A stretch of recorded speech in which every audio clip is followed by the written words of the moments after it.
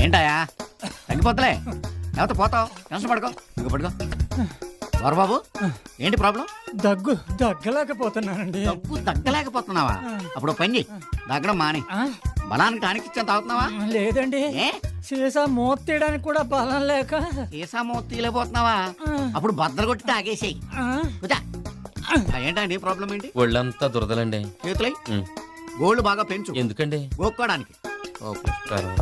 నమస్కారం సార్. ఏంటి ఏంటి మతి మరిపండి, ఏం చెప్పినా కాసేపట్లో మర్చిపోతున్నాను.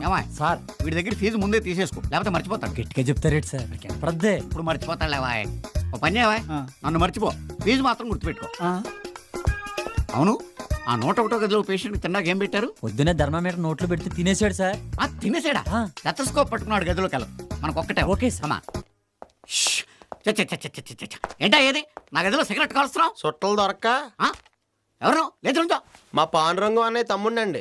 రాధాకృష్ణ గారు ఇక్కడే ఉన్నాడు కదండి, ఆయన చూద్దామని వచ్చానండి. పనిలో పని నేను కూడా చూపించేసుకుందామని. ఏంటి అలా చూస్తున్నారేంటి? ప్రాబ్లం అక్కడ కాదు, ఇక్కడ. ఇది తగ్గాలి. మ్యాటర్ ఏం చేయమంటారు?